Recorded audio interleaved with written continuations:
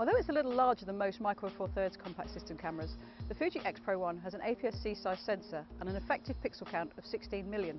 The rectangular body is reminiscent of a traditional rangefinder, and this look extends to the shutter speed dial on the top plate and the aperture ring on the lens. While the shutter speed works in whole stops, running from 1/4000th to 30 seconds, the aperture ring can be adjusted in third stops. When the shutter speed dial and aperture ring are both set to A, the camera works in program mode. While setting only one or other to A, selects aperture or shutter priority mode. There are no scene modes, but the X Pro 1 isn't designed to attract novice photographers. Like Fuji's premium compact camera, the X100, the X Pro 1 has a hybrid viewfinder that combines both a direct optical finder with an electrical viewfinder, and a small lever on the front of the camera allows you to switch between the two. The electronic finder shows the image formed on the sensor, but the optical finder shows a direct view through this window. As a result, the lens is visible in the bottom right corner of the optical finder, and bright lines indicate the framing. Images may also be composed on the 3-inch 1,230,000 dot LCD screen on the back of the camera. This is one of the highest resolution camera screens around, but unlike the units on many recent CSCs, it's not touch sensitive. The X Pro 1 uses a 49-point contrast detection autofocus system. While this isn't the fastest in the world, it's perfectly adequate for most situations.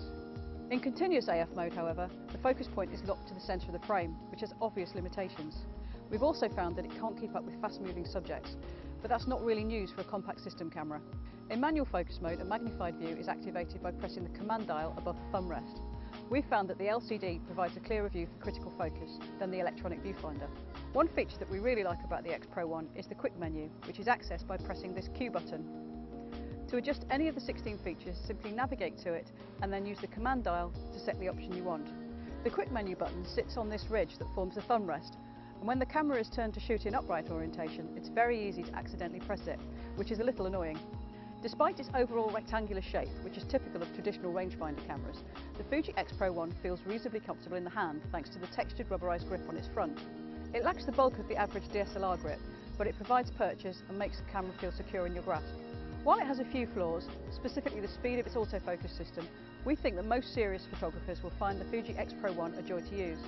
Perhaps more importantly, images impress straight from the camera and have plenty of detail, pleasant colours and beautiful out of focus areas.